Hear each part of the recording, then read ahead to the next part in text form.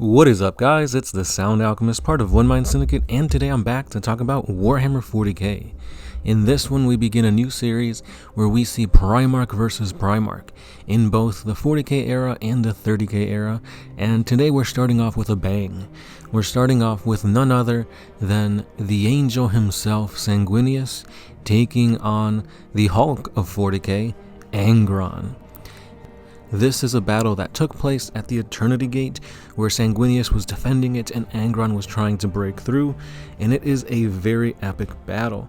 We can see this battle take place in the Echoes of Eternity Siege of Terra book, and it's just amazing.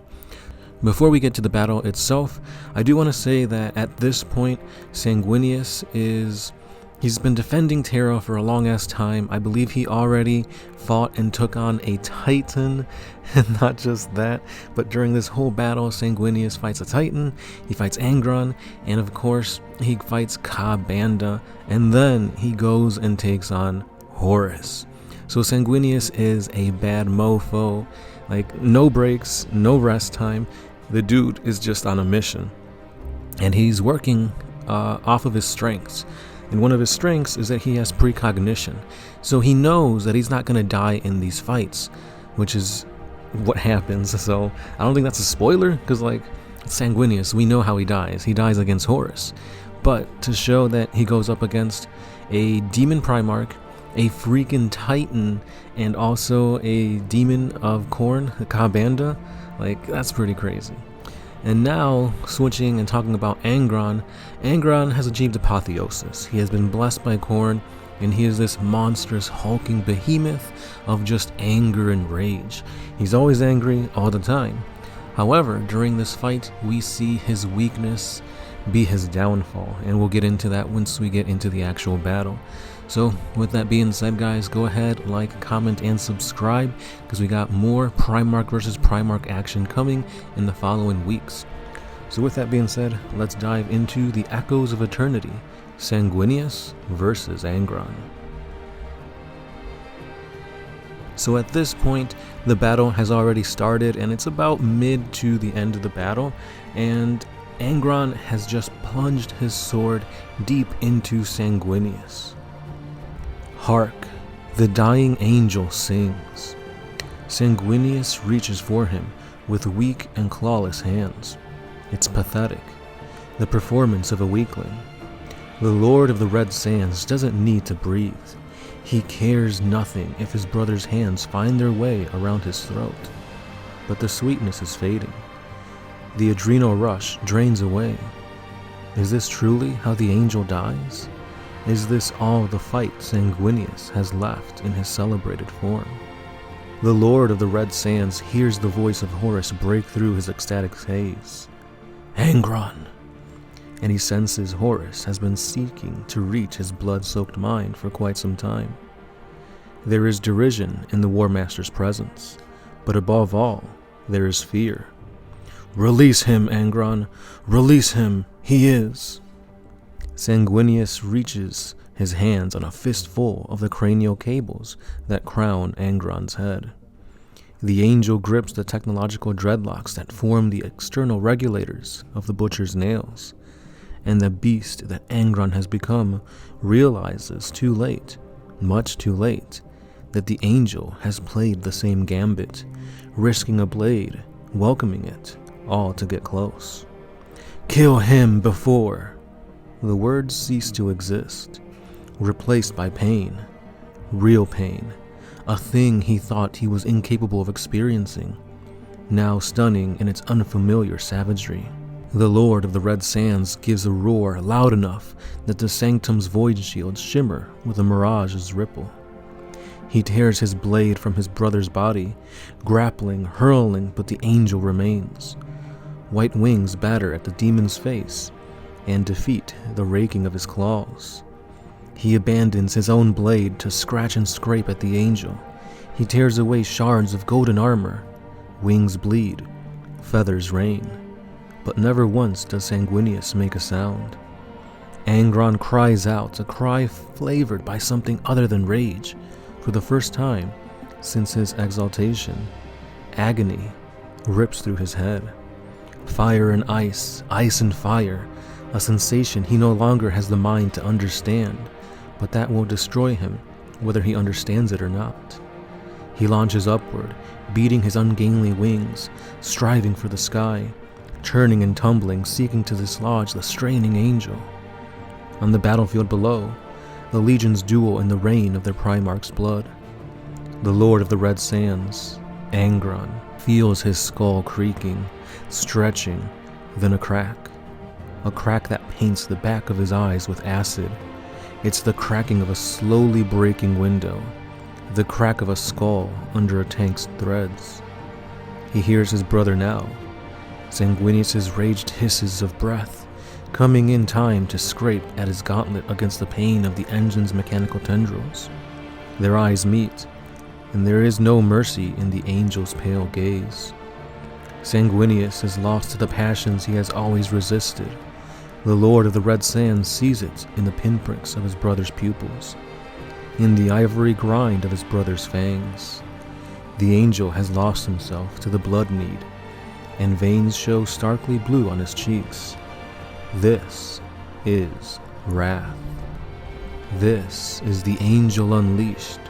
It is an anger so absolute, Angron feels the bite of another forgotten emotion, jealousy. What he sees in the angel's eyes is no bitter fury at a life of mistreatment, or rage goaded by the will of a god that only rewards slaughter. It feeds the god of war, as all bloodshed does, but it is not born of him. It is the angel's own fury in worship of nothing but justice. How beautiful that is. How naive. How pure. This is the demon's last cohesive thought. Fueled by animal panic as much as sentient rage, Angron's frantic clawing does nothing to throw Sanguinius clear. The brothers fall together, the demon's strength lost to the convulsive thrashing, the angel's ripped and blood-stained wings unable to keep them both aloft. The dreadlock cables are fastened deep in the meat of the monster's mind. They are not attached to the brain. They are part of it, tendriling their way through the pain engine that replaced and so poorly simulated the entire sections of the 12 Primarch's cerebellum, thalamus, and hypothalamus. The butcher's nails are woven throughout his brainstem, hammered in to bind them to the spinal column and central nervous system. It is a process almost admirable in its barbaric effectiveness, one reproduced with malignant perfection in his exaltation from a mortal to an immortal. From behind the veil, Angron hears laughter, a god laughing at him, because it cares not from whence the blood flows. The death of the Lord of the Red Sands is as pleasing to the divinity as the death of any other champion.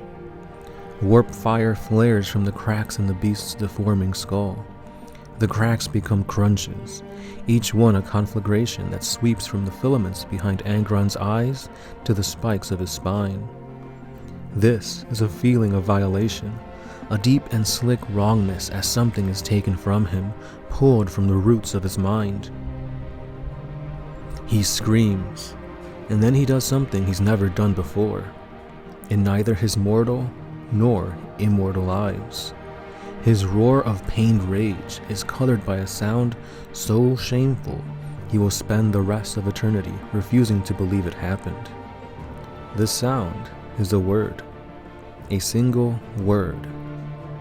He begs, "No." The beast grunts to his brother. This moment will never enter the legends of either legion. The Primarchs are high above the battlefield, and the few sons able to watch their fathers are too far away to know what passes between them.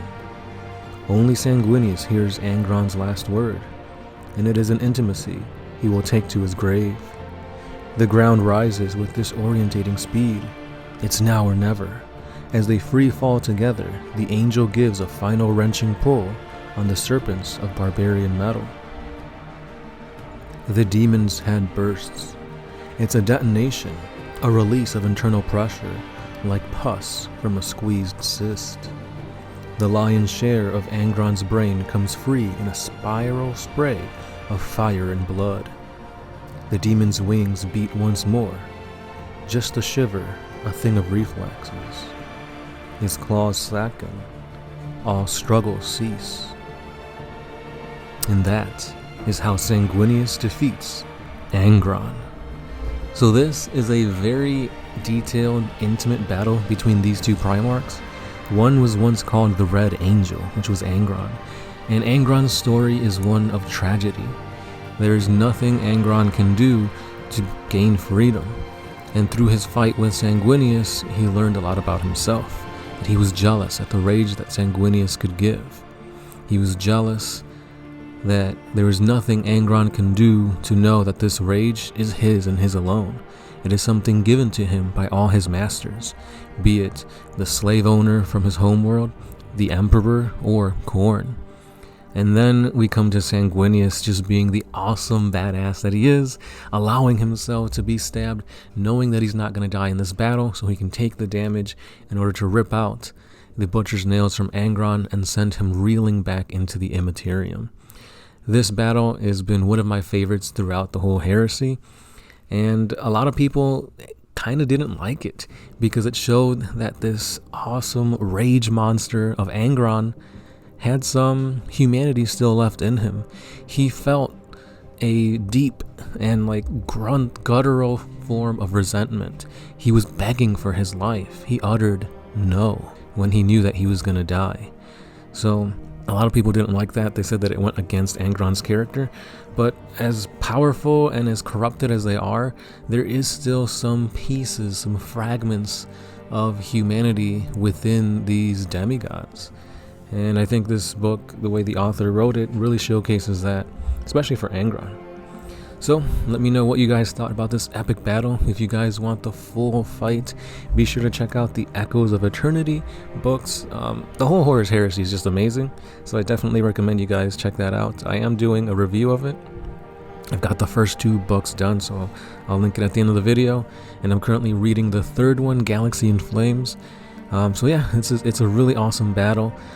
Check out the playlist for Primarch vs Primarch. I do have Ferris vs Fulgrim on there. So thanks again, guys, for watching, listening, and sharing, subscribing. This has been the Sound Alchemist, part of One Mind Syndicate, and I'll see you in the next one. Peace.